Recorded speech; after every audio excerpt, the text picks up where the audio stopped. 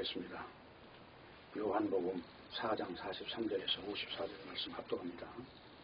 이틀이 지나면 예수께서 거기를 떠나 갈릴리로 가시며 친히 증거하시기를 선지자가 고향에서는 높임을 받지 못한다 하시고 갈릴리에 이르심에 갈릴리인들이 그를 영접하니 이는 자기들도 명절에 갔다가 예수께서 명절 중 예루살렘에서 하신 모든 일을 보았습니다.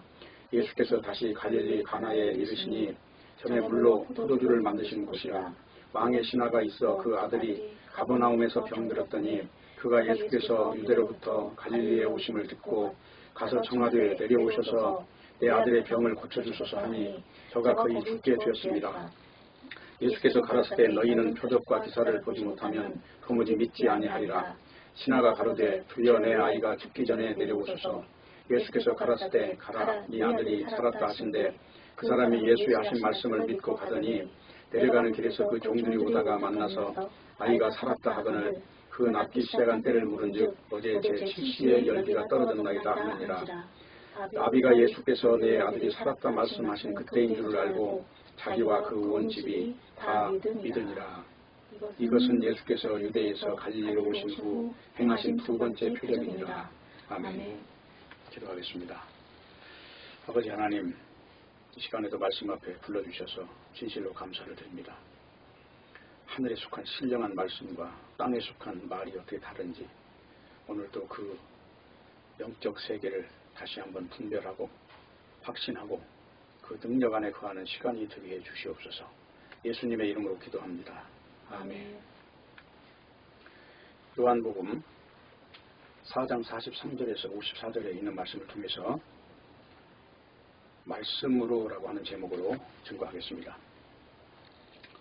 이 세상을 두 가지로 나누어 보면은 영의 세계와 육의 세계가 있고 이걸 좀 더 성경으로 비춰보면은 말씀 안의 세계와 말씀 밖의 세계로 나눌 수가 있습니다. 그런데 인간은 육을 가지고 있기 때문에 하나님의 말씀을 만나면 당황하고 그 말씀에 대해서 바르게 반응하지 못한다는 것입니다.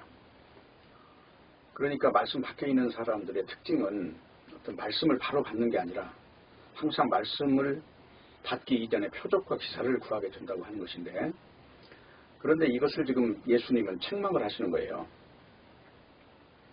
예수께서 48절에 보면 예수께서 가라사대 너희는 표적과 기사를 보지 못하면 도무지 믿지 아니하리라 하는 말씀이 그것입니다. 이 표적을 보아야만 어떤 그 믿음을 갖겠다고 하는 것은 표적을 육적으로 나타나는 표적을 가지고 영에 접근한다고 하는 이야기와 똑같기 때문에 사실은 표적을 아무리 봐도 그걸로 믿음에 접근할 수는 없어요.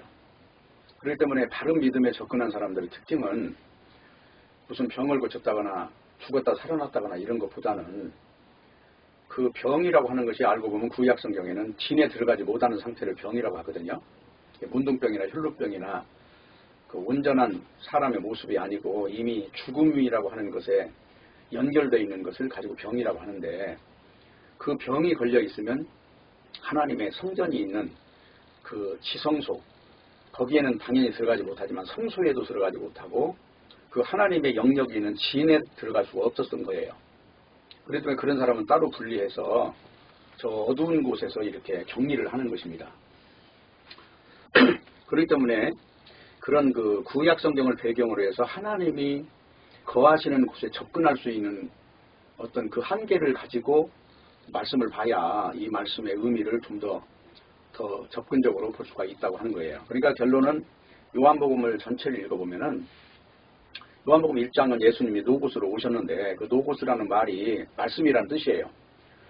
그 말씀이라는 뜻은 뭐냐면 창조할 때 하나님이 말씀하시니 그대로 되니라 하는 그런 의미예요.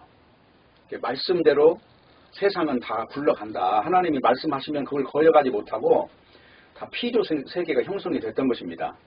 그래서 요한복음 1장에는 그 예수님이 바로 말씀이라는 것이에요. 그리고 이제 요한복음 2장에는 그 말씀이 되신 분이 오셔서 사람을 불러요. 근데 그 사람을 요한복음에서는 단지 사람으로 보는 게 아니라 땅으로 보는 거예요. 이 사람이라고 하는 존재를 가지고 땅이라고 하는 그것으로 대입을 해서 본다 하는 겁니다. 그래서 말씀이 떨어진 인간한테 생명이 이렇게 열매로 맺히는 현상들을 보면서 이걸 예수님의 제자라고 하는 겁니다. 근데 제자를 부를 때 제일 중요한 조건이 뭐냐면 그 사람이 그 세상적으로 특별하거나 그 육신적으로 자랑할 것이 없는 사람들을 뽑는 거예요. 그게 이제 고린도전서에도 그런 내용이 나오는 것이고, 그러니까 뭐 때문에 믿는 사람들을 보면 세상적으로 그 뭐 지혜가 탁월하거나 가문이 좋거나 이런 것이 아니라 왜 자기 육신을 주목하지 않고 영을 볼 수 있는 어떤 그것을 겨냥해서 부르느냐 하는 것을 주의 깊게 봐야 되는 것이고, 그래서 이제 제자를 부를 때는 그렇게 불러요. 그리고 제자 중에서 특별한 말씀을 하나 하는 내용은 나다나엘인데 그 속에 간사함이 없다고 말씀을 하시잖아요. 그 간사함이 없다는 얘기는 꾸며내지 않는다 그 말이에요. 인생살이 할 때 그 남을 속이는 거잖아요. 간사함이라는 거는 속임으로써 자기의 그 어떤 목적하는 바를 그 인간관계를 통해서 달성하고자 하는 시도하는 사람들이 전부 간사하게 사는 사람들이에요. 꾸며진 인생들. 그렇게 해서 부른다 하는 것이 이제 2장 이야기고, 그리고 3장에 가면은 이제 가나 혼인잔치에서 물로 포도주를 만드는 내용이 나오는데, 여기서 단지 포도주를 먹고 뭐 이게 배부르게 먹게 하기 위해서 그 포도주 이적을 행하신 게 아니라 그 포도주는 예수 그리스도의 피를 지금 상징하는 것으로서 그 애굽에 잡힌 존재들을 6월절 날 어린 양을 죽여서 그 피를 문설주에 바르면 죽음이 넘어갔듯이 이 죽음을 이기는 어떤 표적으로서 지금 포도주를 만드신 거였어요. 그러니까 단지 포도주를 만들었다는 의미를 그냥 포도주라고 하는 개념으로 보면 안 되고, 예수님께서 지금 죽음이라고 하는 것을 이기는 어떤 그 메시아로서의 모습을 보여준 것이었다. 그게 3장이었어요. 그리고 이제 4장을 보면은 그 3장 그 뒤에 보면은 니고데모라고 하는 사람이 이제 나오는데, 그 사람이 거듭나는 어떤 길을 예수님이 지금 말씀을 하시는 거예요. 그러니까 거기서 포도주, 예수 그리스도의 피라고 하는 걸 통해서 거듭난다는 것을 예수님이 모세가 놋뱀을 다른 것처럼 예수님이 십자가에 죽는다는 것을 거듭남이라고 하는 그 조건 안에 거기다 포함을 시키는 겁니다. 그렇게 해서 3장이 마무리가 되는 겁니다. 그리고 4장에 오면은 이제 그 예수님이 오셔서 사마리아 여인을, 그 과거가 굉장히 부도덕하고 인생을 실패하는 여인을 하나 지목을 해서 그 사람을 지금 자기 인생에 이 꼬여있는 모든 실타래를 풀어주는 내용이, 그 여인에게 무슨 수학을 가르치는 것도 아니고 철학을 가르치는 것도 아니고 예수님을 그냥 바라보는 것으로 인해서 그 여인의 인생사에 꼬여있던 모든 문제에 그 해답을 받는 것으로 안내를 하시는 거예요. 그래서 그 사마리아 여인을 건지시는 것도 사마리아 여인의 공로가 없어요. 일체. 그냥 예수님이 오셔서 예수님이 행하시는 모든 것이 그야말로 능력이 돼서 그 여인이 그렇게 변화가 된 겁니다. 변화가 되는 것의 그 배경에는 이 여인이 기여한 바가 전혀 없다는 것을 이제 굉장히 중요한 요점으로 봐야 되는 것이고, 그리고 오늘 읽은 내용을 보면은 이제 여기 그 헤롯 왕의 신하가 등장을 하는 거예요.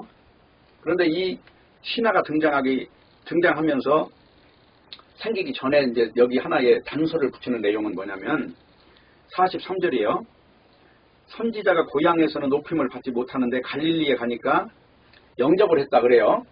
그러면 선지자가 고향에서 높임을 받지 못하는 이유는 뭐냐? 우선 그것을 여기서 한 가지 힌트를 주고 그 다음에 이야기를 지금 진행을 해야 돼요. 선지자라고 하는 것은 하나님의 말씀을 전하는 자가 선지자인데 왜 고향에서는 높임을 받지 못하느냐?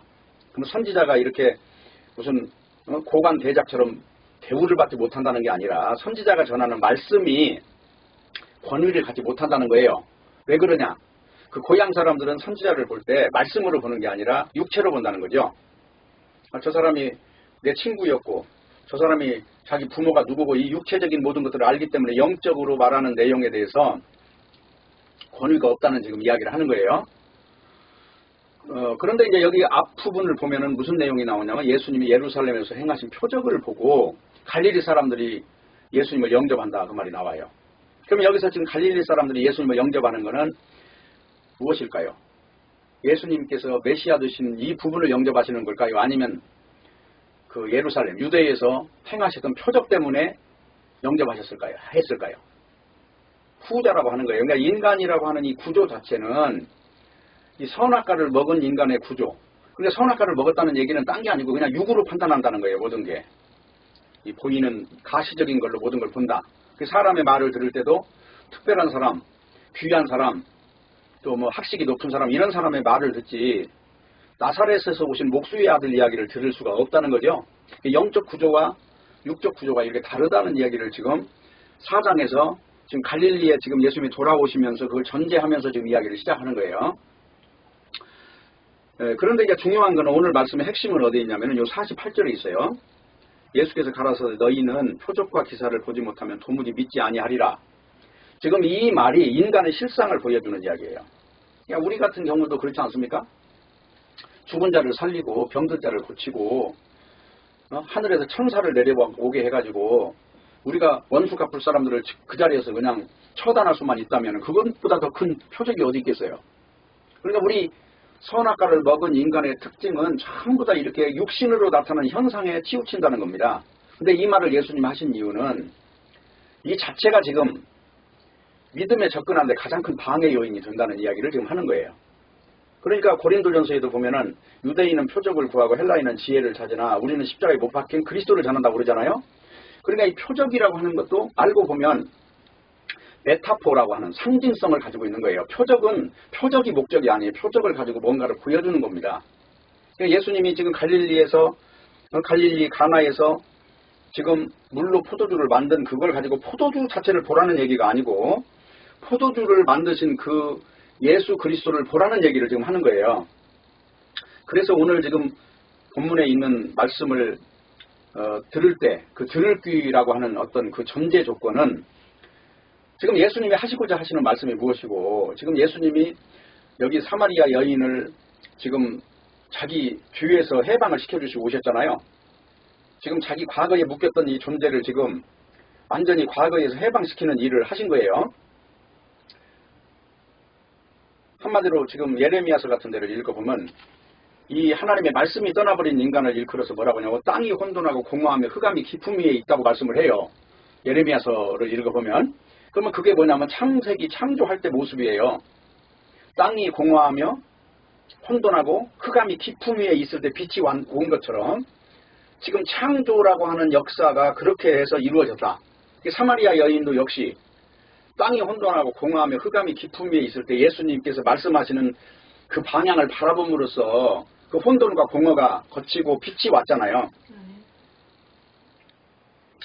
그래 지금 오늘 말씀도 지금 그것의 연장선상에서 보는 겁니다. 근데 그걸 방해하는 요인이 뭐냐? 그 흑암이 깊음 위에 있는데 빛이 오는 걸 방해하는 요인이 뭐냐 하는 것이 첫 번째가 표적이라고 하는 것을 가지고 그걸 영적인 일을 대입한다는 거예요. 육을 가지고 영을 대입한다는 거예요. 그러니까 성경에서는 이 표적을 보고 예수 그리스도를 보지 못하는 것을 악한 세대라고 그래요. 악하고 음란한 세대가 표적을 구하나 요나의 표적밖에는 보일 표적이 없다는 얘기는 그런 표적은 다 실제로는 예수님 십자가에 죽어야 되는 표적을 보여주는 것인데 너희는 이 육체가 만약에 병 걸렸는데 그걸 고쳤다 그러면 그걸 가지고 화들짝 한다는 얘기를 하는 겁니다. 그렇기 때문에 지금 예수님은 오셔서 딴 걸 다루는 게 아니고 생과 사를 다룬다 하는 것을 중점으로 보셔야 돼요. 포도주를 만들고 병을 고치고 이 문제가 아니라 생과 사를 다룬다. 그게 어디서 출발된 문제냐면 선악과를 먹고 출발한 문제잖아요. 창세기를 다루고 있는 거죠. 선악과를 먹고 인간이 죽었잖아요. 그리고 죽어있는 모습이 영이 죽었기 때문에 항상 육으로 판단하잖아요. 그래서 육적인 것을 가지고 판단할 때 예수님도 나사렛에서 오신 분 자체를 인정하지 못하는 거죠. 왜? 종교적인 중심 세력이 아니니까. 당시에는 종교적인 중심 세력은 유다라고 하는 곳에 집결이 돼 있어요. 저 북이스라엘이 아니라 남유다. 예루살렘. 그러니까 이 전에 다룬 내용이 사마리아 여인을 다루는데 거기서 내용이 뭐냐면 당신들은 예루살렘에서 제사를 드리는데 우리는 그리심산에 드립니다. 어떤 장소에서 제사를 지내야 죄를 사하는데 효율적입니까? 라고 질문을 했을 때 예수님은 예루살렘도 아니고 이 산도 아니다. 누구를 만나야 된다. 그 누구가 누구냐면 나야. 그가 바로 나다. 그거 함으로써 그 여인은 지금 흑암이 깊음 위에 있는 상태에서 빛이 와버렸다는 얘기를 지금 하는 겁니다. 그러면서 연결선상에서 오늘 지금 왕의 신하의 아들이 거의 죽었는데 이걸 예수님의 말씀으로 지금 고치는데 이 신하의 태도는 가버나움에 오셔서 이걸 좀 고쳐주십시오라고 지금 말을 하는 거예요. 예? 예수님, 내가 원하는데 내 아들이 지금 가버나움에 지금 여기서부터 약 40km가 있는 지점에서 내가 거기서 걸어왔는데 평지로 오면은 4시간 걸리고 산길로 오면은 8시간, 10시간 걸리는 이 길을 지금 걸어왔는데 예수님, 여기 가나에서 포도주를 만든 것처럼 예수님 나랑 같이 가셔서 가버나움에 가셔서 우리 아들한테 살아나라 이 한 말씀 해주시면 살아날 것 같습니다. 라고 지금 온 거예요. 그러니까 이 신하의 태도는 예수님이 가나에서 지금 기적을 일으킨 포도주 기적 사건을 통하고 또 소문을 들어서 예수님이 하셨던 일들, 메시아로서 오셔서 사망을 다루는 모습을 들었을 거 아닙니까? 그러니까 이런 종합적인 지식을 가지고 예수님한테 지금 적용을 하고 있는 거예요. 근데 예수님은 뜻밖에도 내가 가버나움에 갈 필요도 없이 네 아들이 지금 살았다. 그 한 말씀을 하신 거예요. 그러니까 동문서답을 한 거예요. 지금까지 지금 나오는 내용들, 이 등장하는 인물들 이야기를 3장부터 한번 이야기를 해보자고요. 니고데모에 대한 이야기부터 시작해서 사마리아의 여인에 대한 이야기, 그리고 지금 오늘 여기 나오는 지금 가버나움에서 여기 온 신하의 이야기까지 이렇게 이야기를 보면은 이 사람의 대화의 목적과 예수님의 그 말씀하시는 진리의 어떤 그 행하시는 특징은 전혀 다른 형태로 나타났다 하는 겁니다. 그래서 중요한 것은 지금 여기가 표적이 아니면 도무지 믿지 아니라 이 말이 좋게 말씀하시는 게 아니고 굉장히 책망하는 말씀이란 말이에요. 왜? 이게 지금 선악과 먹은 인간의 실상이에요. 그러니까 왜 인간이 지옥을 가느냐 하는 그 질문을 하면 원래 하나님이 인간을 지옥을 보내기 위해서 목적하는 게 아니고 영적 세계에 있는 사탄을 지옥에 무적행에 보내려고 만든 곳이에요. 거기가. 근데 인간은 사탄의 편에 서서 하나님의 말씀에 대하여 반응하지를 않는 거예요. 의도적이면서도 이게 불가항력적인 어떤 형태로서. 그러니까 그 영적 존재이기 때문에 같이 그곳에 보내야만 되는 입장인 거예요. 하나님의 그 일에서 볼 때. 그러니까 우리 육을 가지고 판단할 수 없는 부분인 것이죠. 이게. 그래서 지난번에도 계속해서 이 말씀을 하는 이유는 이 성령으로 산다고 하는 것이 왜 육을 부정하는가 이 부분부터 알아야 돼요. 이 육신을 부정하지 않고는 이 성령으로 산다는 것은 불가능합니다. 로마서 8장에 보면은 육이라고 하는 것은 하나님과 원수라고 하는 거거든요. 그러니까 우리가 이 육이라고 하는 이거는 실존이 없는 거예요. 왜? 이게 지속성이 없어요.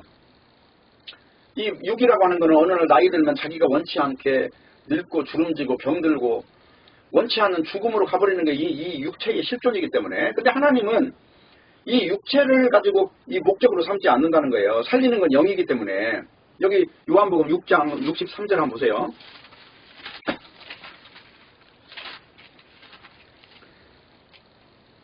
살리는 것은 영이니 육은 무익하니라. 내가 너희에게 이르는 말이 영이요 생명이라. 그러니까 예수님께서 하시는 말은 지금 육적인 이야기는 하나도 한 적이 없어요.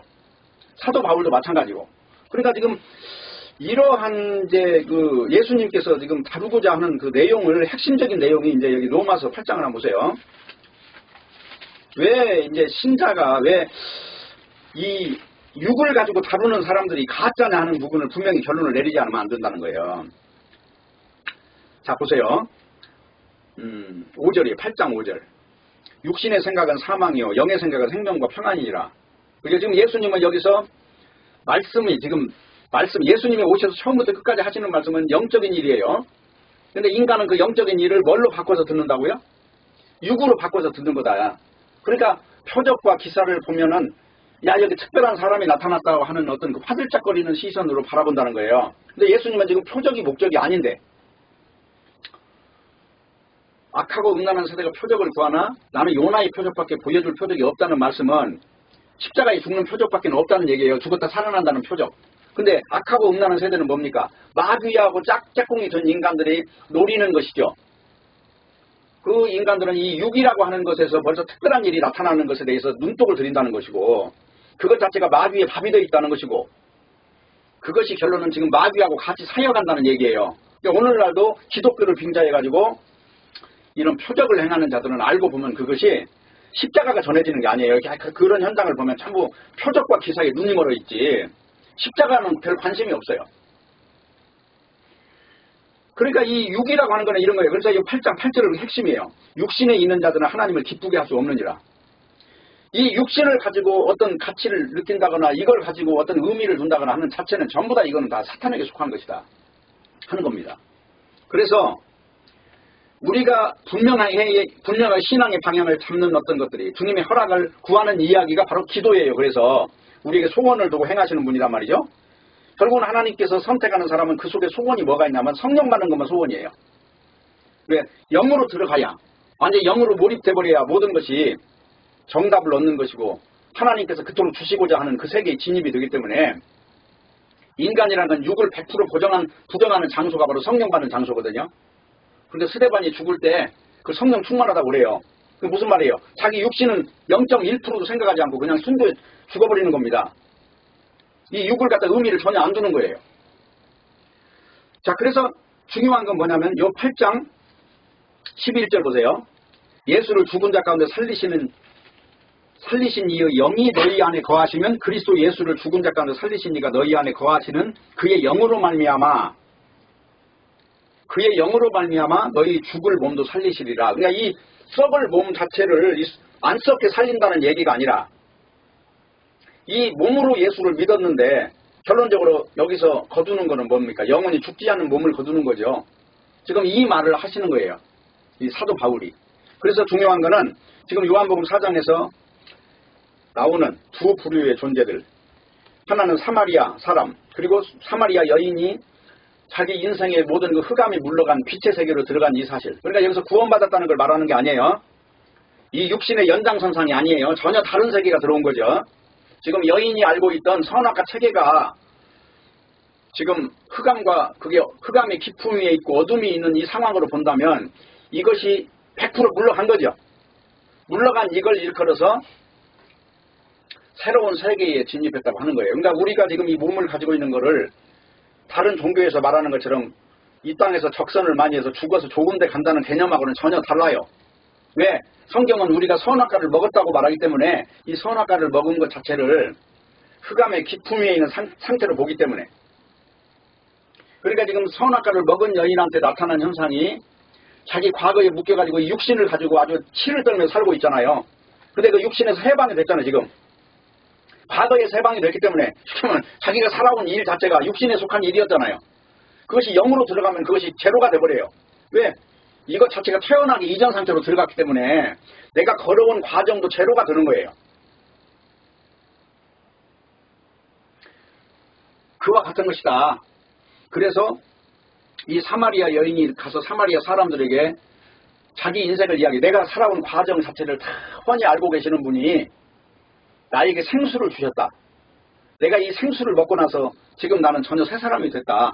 그러니까 너희도 와서 그분을 만나봐라 그래가지고 와서 이틀을 거기 거하게 된 거예요. 그러면서 예수님이 하시는 표적이 아니라 말씀을 듣고 믿었다고 그래요. 사마리아 사람들이. 그리고 나서 지금 이틀을 있다가 지금 다시 갈릴리로 오신 거잖아요. 지금 갈릴리 가나에 오셨는데 가버나움에서 온 헤롯 왕의 신하를 만남으로써 지금 신하가 요청하는 신앙의 세계와 예수님이 말씀하는 신앙의 세계가 지금 또 충돌하고 있는 거예요. 그러니까 지금 신하의 뜻대로 한다면 예수님이 그곳에 가야죠. 가버나움에 친히 가셔서 그래 네가 나에게 그 기도를 했으니 내가 응답하겠다 하면서 가서 아들아 일어나라 이렇게 살아라 이렇게 한 것이 아니고 단지 말씀만 하신 거예요. 가라 네 아들이 살았다. 그러니까 이 헤롯 왕의 신하의 입장에서는 얼마나 이게 자기가 기대했던 것이 아니라 엉뚱한 답변을 들었느냐 하는 것이죠. 그러니까 예수님의 방법이 언제나 이러신단 말이죠. 육의 방식이 아니라 영의 방식이기 때문에. 그래서 예수님을 통해서 결국은 말씀하신 대로, 그러니까 창세기에 나오는 창조와 같이 예수님이 하나님이 말씀하신 대로 되어지는 이걸 빛이라고 그랬잖아요. 빛의 세계라고 그랬죠. 역시 요한복음에서도 예수님이 하시는 말씀대로 지금 되잖아요. 여기서 거역을 했거나 예수님이 하신 말씀이 뭔가 부작용이 일어났거나 이런 건 전혀 없잖아요. 현재까지.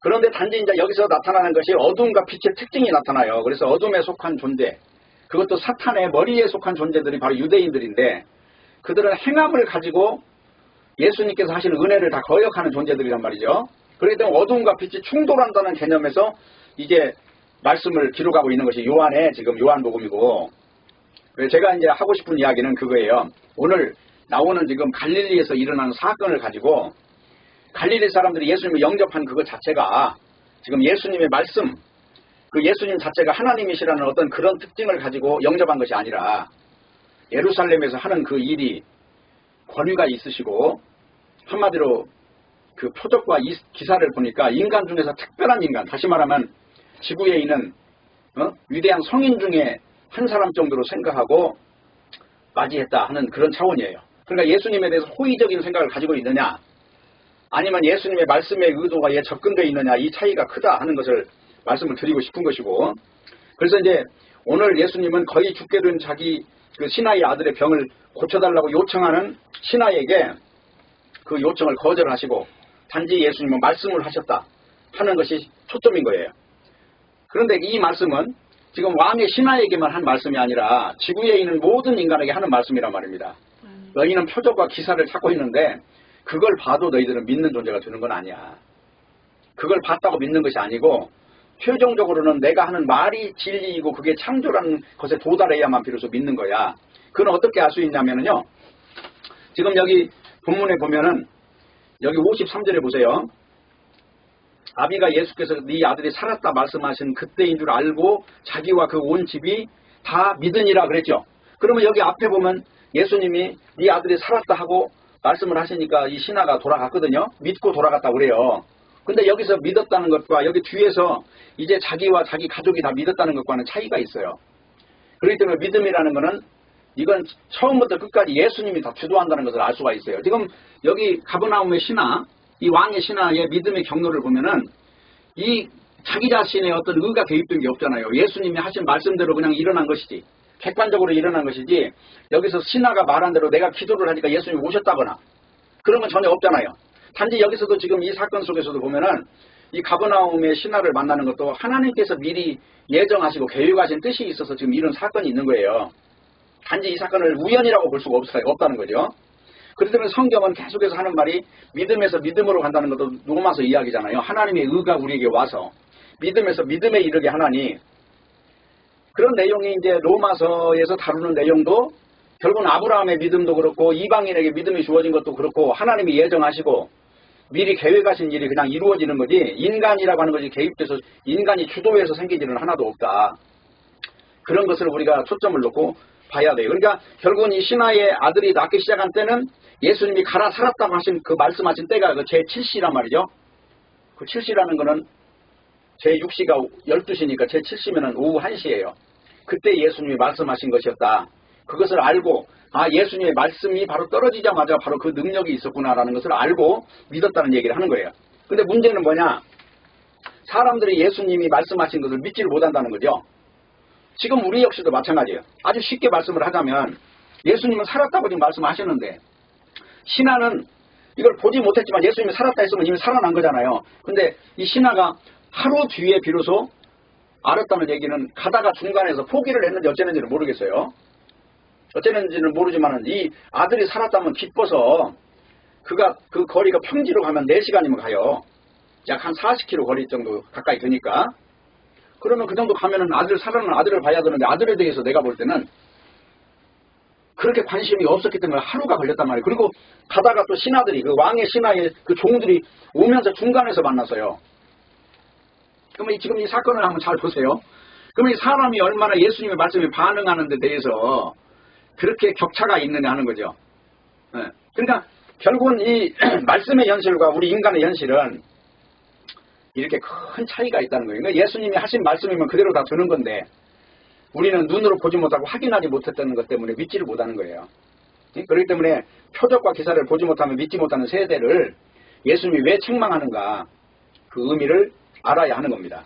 그래서 오늘 지금 핵심적인 내용을 다시 한번 좀 이야기를 하자면은 53절에서 보면은 아비가 예수께서 네 아들이 살았다 말씀하신 그때인 줄 알고 그때에서 비로소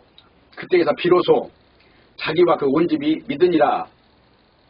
이 말씀은 왕의 신하의 믿음은 결국은 누가 만들어줬냐? 예수님이 만들어준 거예요. 그러니까 인간에게서 나온 것이 없어요. 이것을 분명히 결론을 내려야 되고, 그런데 사람들은 이런 믿음의 경로를 성경에서는 분명히 제시하는데도 많은 사람들을 이렇게 주의 깊게 보시면은 인간들이 믿음을 만들어내려고 엄청나게 노력을 해요. 이미 성경에서 보면은 이 말씀에 접근된 사람, 그리고 진리를 따라가는 사람들은 딱 한계가 있어요. 그 한계가 영의 사람과 일단 교제권이 형성이 됐느냐 하는 것을 첫 번째로 보는 거예요. 그가 교제하고 있는 사람들은 결국은 그 밥의 그나물이니까 벌써 이거는 신비주의라든가 무슨 뭐 아니면은 무슨 율법주의라든가 이런 그 성경에서 벗어난 사람들과 교제권이 형성이 돼 있다면 그 사람은 아무리 자기가 옳은 믿음을 가지고 있다 해도 그건 가짜입니다. 무조건. 그렇기 때문에 성경에서는 구원받은 사람을 교회라고 하는데 이 교회라고 하는 것은 세상에서 빠져나왔다는 얘기예요. 구원받았다는 이 개념을 정리를 잘해야 되는 게 다시 말하면 내가 KTX를 타고 가는데 달리는 그 열차에서 나를 끄집어내가지고 부산 가는 열차에서 반대로 서울 가는 열차로 뒤집어 놓은 것이나 똑같아요. 그걸 갖다가 성경에서는 구원받았다 그래요. 구원이라는 개념이 내가 어떤 보석을 하나 받았다 이런 개념으로 보면 안 되고 그 멸망의 무리에서 건져진 거예요. 멸망의 무리라고 하는 거는 지금 예수님 당시에는 유대인들이었고요. 그 지금 제사장이나 바리새인이나 그런 사람들이었죠. 그들은 다 뭘 갖고 따집니까? 율법을 가지고 행함을 따지는 거예요. 율법을 행했느냐라고 하는 것을 가지고 논했던 거예요. 그러니까 예수님이 소경을 고치니까 저 소경이 된 것은 저 사람의 부모나 자기 죄 때문에 소경이 된 거라 율법을 안 지켜서.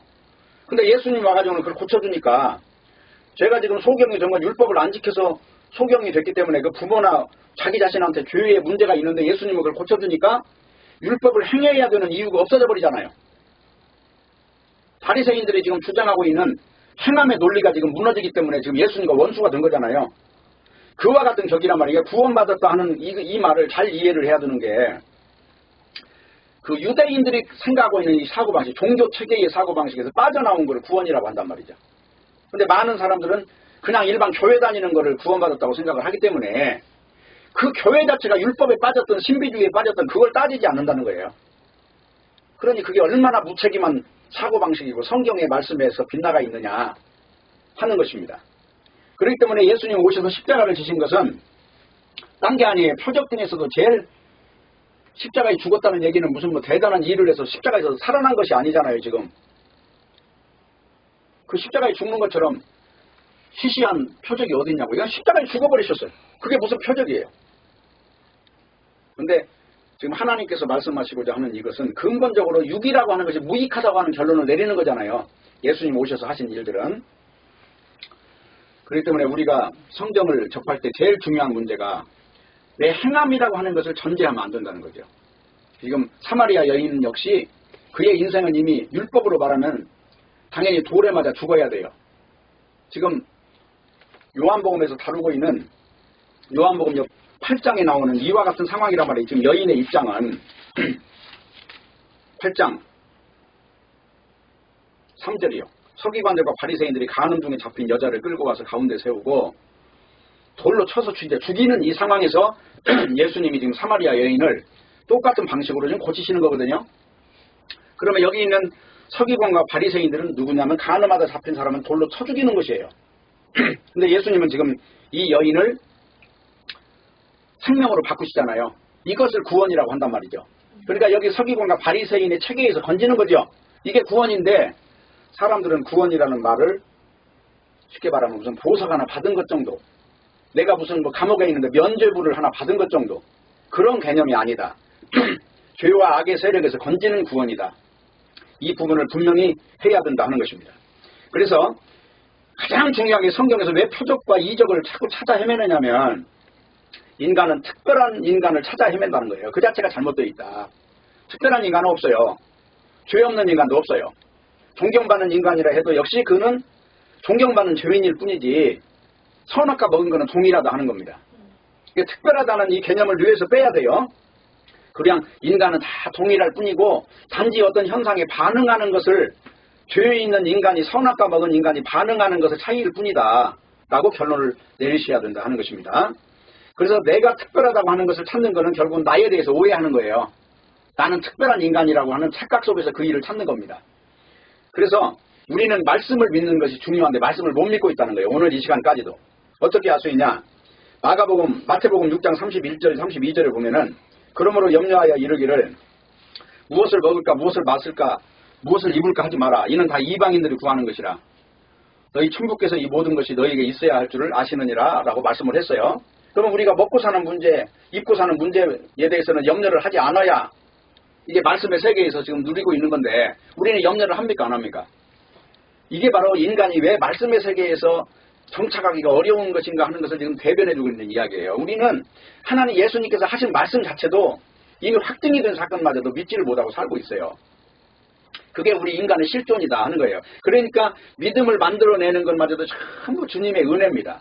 그러니까 인간이 해야 되는 기도가 뭐밖에 없냐면 결론은 성령으로 충만해지는 길 외에는 없어요. 인간이 가지고 있는 모든 열쇠는 그 안에 다 들어있으니까. 그래서 마태복음 6장을 다시 한번 볼게요.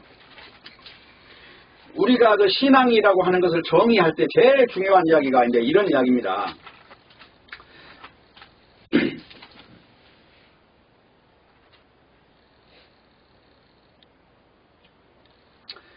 마태복음 6장 31절 보면은 그러므로 염려하 이르기를 무엇을 먹을까 무엇을 마실까 무엇을 입을까 염려하지 마라. 이건 다 이방인들이나 구하는 것이다.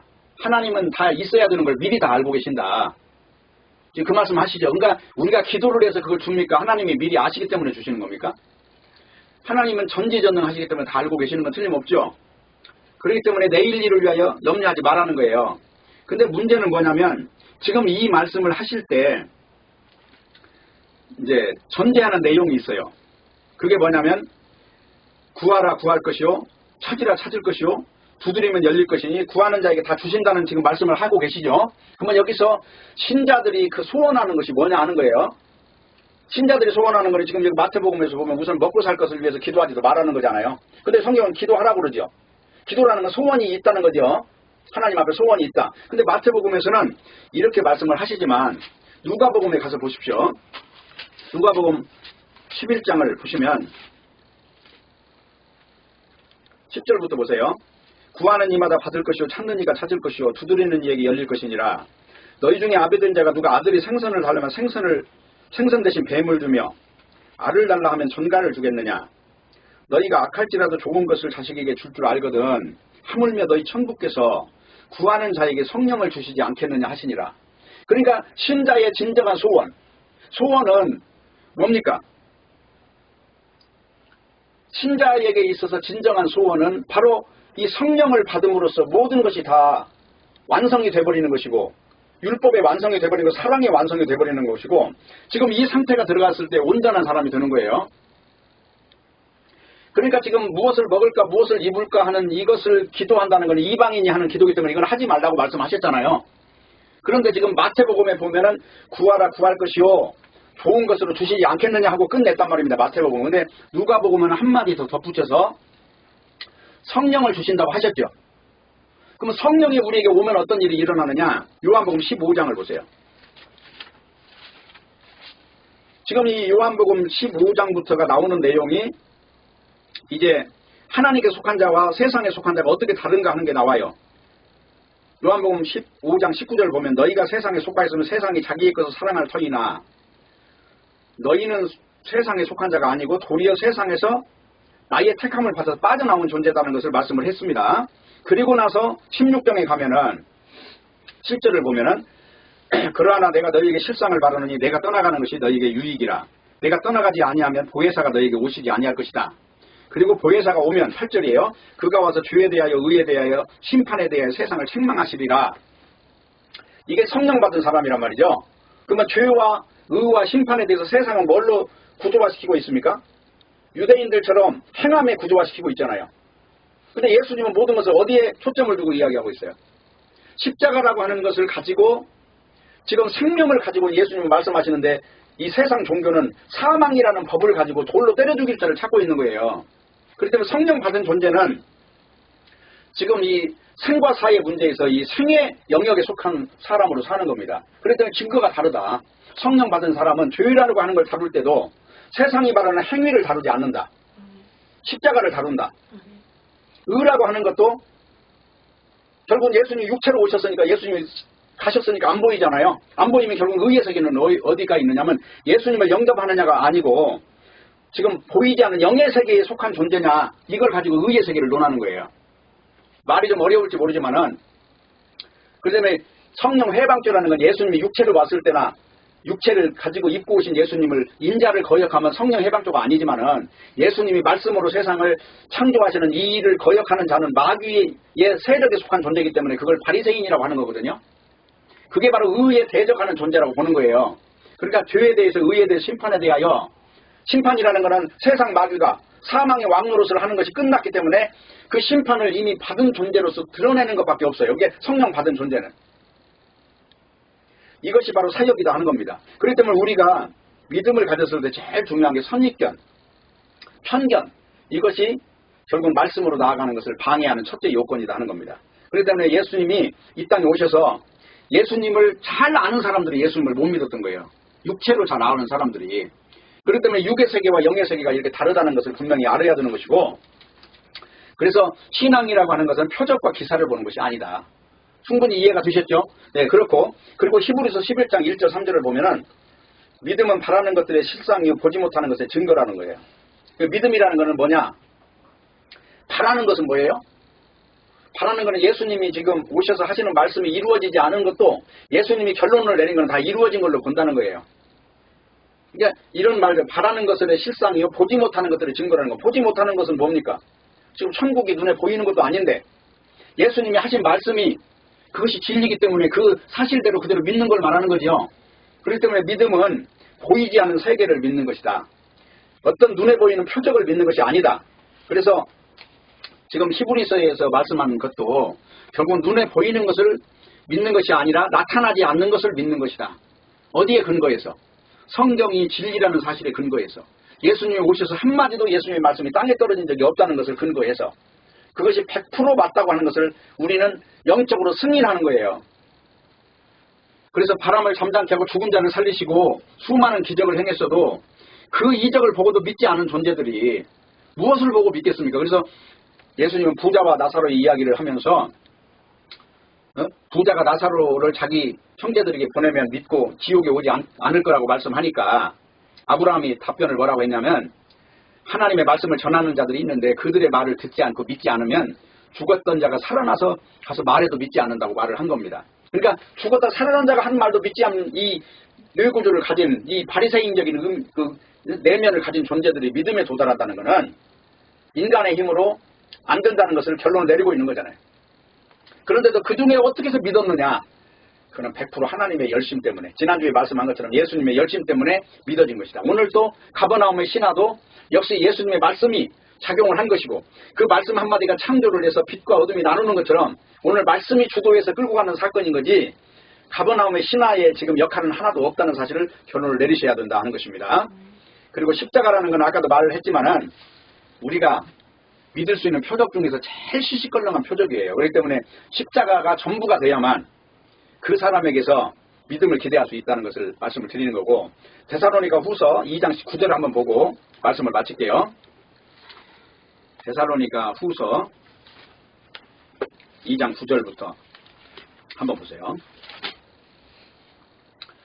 악한 자의 임함은 사단의 역사를 따라 모든 능력과 표적과 거짓 기적과 불의의 모든 속임으로 멸망하는 자들에게 이 말이니 이는 저희가 진리의 사랑을 받지 아니하여 구원함을 얻지 못함이니라. 이러므로 하나님이 유혹을 저희 가운데 역사하게 하사 거짓 것을 믿게 하시면 진리를 믿지 않고 불의를 좋아하는 모든 자로 심판을 받게 하려 하심이니라. 그러니까 하나님께서 악한 자 사탄의 역사를 따라서 능력과 표적과 거짓 기적을 행했다고 그러죠. 그 여기서 능력과 표적과 거짓 기적을 행할 때 특징이 뭐가 있을까요? 사람이 많이 모인다는 거예요. 근데 그 사람이 많이 모이는 특징은 파리떼가 모이듯이 썩은 냄새가 나는 곳에 진동하듯이 선악과를 중심으로 생기는 현상들은 선악과 세력이 모이는 거예요. 생명과 세력은. 그래서 예수님이 12제자밖에 없었다는 건 너무나 이상하잖아요. 오늘날 죽은 자가 살아났다면 12명만 모이겠어요? 순식간에 몇만 명, 몇십만 명, 몇천명만 모이겠지. 그래서 오늘날도 교회가 몇 명이 있니? 부흥이라는 걸 사람 숫자를 세가지고 그 말하는 것 자체부터가 의미가 없는 거예요. 그 하박국의 부흥이라는 얘기는 하나님의 나라의 회복을 지금 부흥이라고 하는데 사람을 교회에다 끌어다 놓는 것이 부흥이라는 개념이 전혀 아닌데 이 부흥이라는 말을 엉뚱하게 해석을 한다는 거예요. 지금 예수님께서 하시는 말씀, 너희 중에 두세 사람이 내 이름으로 모이면 내가 함께 한다는 얘기가 2명만 있어도 교회잖아요. 그게 에클레시아. 그 2명이라는 얘기는 증인수예요. 증인.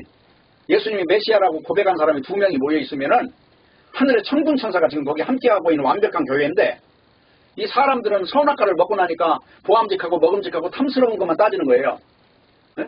근데 그거 역시도 보암직하고 먹음직하고 탐스럽게 보인다고 그러지, 실제로 그게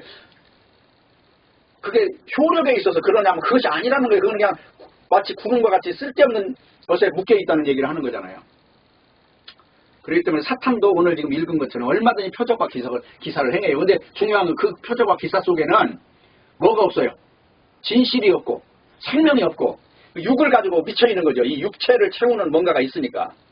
오늘날도 지금 어떤 사람이 그런 소문이 그런 이야기를 언뜻 들은 것 같은데, 무슨 대통령 책사를 하는 사람이 무슨 기본급을 1,000만 원에다가 매월 100만 원씩을 받는데 사람이 엄청나게 몰렸다는 이야기를 들었는데, 그 얘기도 다 뭡니까? 육을 채워주는 뭔가가 있잖아요. 그 안에 이 영이라는 개념은 빠져 있잖아요. 오늘날 마찬가지예요. 그래서 우리 신자는 육의 세계에 대해서는 이미 그거는 가짜고, 이미 하나님께서 그 육의 세계를 하나님의 원수로 지정을 했으면 우리 신자 역시도 그걸 인식을 해야 된다는 것을 마지막으로 말씀을 드리고 싶습니다. 결론을 고린도전서 1장 18절을 읽으면서 마무리하겠습니다. 고린도전서 1장 18절. 십자가의 도가 멸망하는 자들에게는 미련한 것이요 구원을 얻는 우리에게는 하나님의 능력이라. 십자가의 도는 그러면 뭡니까? 22절이에요. 고린도전서 1장 21절부터 읽겠습니다. 하나님의 지혜에 있어서는 이 세상이 자기 지혜로 하나님을 알지 못하는 거로 하나님께서 전도에 미련한 것으로 믿는 자들을 구원하시기를 기뻐하셨도다. 전도에 미련한 것이 뭡니까? 아까 앞에서 읽었던 십자가의 도예요. 힘없이 죽은 예수님이 아무 힘도 없이 죽어버린 그거를 표적이라고 합니다. 지금 그걸 가지고 믿지 못하는 이 세상을 한번 보세요. 능력 있는 십자가를 원하지 무능력하게 죽어버린 십자가를 원합니까? 그리고 이제 조금 더 읽어보세요. 22절. 유대인은 표적을 구하고 헬라인은 지혜를 찾으나 우리는 십자가에 못 박힌 그리스도를 전하니 유대인에게는 거리끼는 것이요 이방에는 미련한 것이로되 오직 부르심을 입은 자들에게는 유대인이나 헬라인이나 그리스도는 하나님의 능력이요 하나님의 지혜니라. 그래 여기서 말하는 유대인은 표적을 구하고, 이 말은 이 표적 앞에다 유대인은 땅의 표적을 구하고 이걸 쓰셔야 돼요. 땅의 표적을 구하고. 그리고 헬라인은 지혜를 찾죠. 그 앞에다도 땅의 지혜를 찾고. 헬라인은 그게 바로 헬라인의 지혜의 대명사가 소크라테스, 아리스토텔레스, 플라톤 같은 사람들입니다. 그러니까 그리스의 그 당시의 철학은 지혜, 얼마나 많이 아느냐 하는 부분에 대해서 그들은 다 같이 어떤 박사 학위를 몇 개씩 가진 사람들이기 때문에 얼마나 아는 게 많겠습니까? 오늘날도 사람들이 이 표적의 굶주린 자, 지혜의 굶주린 자는 교회에 나와서 십자가를 듣는 게 아니라 세상 읽은 책 이야기를 듣고 있어요. 세상 것을 듣고 있단 말이죠. 그게 우리 인생에 실제로 육체에 도움이 되는 것만 찾아 헤매는 거예요. 얼마나 이게 잘못된 것이냐. 그러니까 단지 표적을 구한다는 이걸 예수님이 책망하는 거는 단지 지금 무슨 병 고치고 이런 차원을 말하는 게 아니라 인간의 이 구조 자체, 선악과를 먹고 있는 인간의 구조 자체에 잘못된 이 현상을 가지고 이야기하고 있는 것이다 하는 것을 분명히 알아야 되고, 모든 표적은 결국 요나의 표적을 보이는 것이에요. 그래서 요나의 표적은 예수님이 죽으시고 십자가에서 다 이루시고 3일 만에 부활하심으로써 완성된 영의 세계를 보는 것이 하나님의 일이라는 것을 아시고, 오늘 읽었던 본문을 통해서 우리가 표적을 구하는 사람들의 그 허망한 세계를 다시 한번 발견했으면 이것으로서 오늘 우리가 이 말씀을 증거하고 듣는 것의 의미를 충분히 찾았다고 볼 수가 있겠습니다. 기도하겠습니다. 하나님 아버지, 오늘 또 말씀 안에서 위로와 능력과 힘을 주셨사오니 말씀 안에서 저희들이 이 세상이 지정하는 모든 것을 버리고 주님 안에만 보화가 있다는 것을 시인하고 살도록 인도해 주옵소서. 예수님의 이름으로 기도합니다. 아멘.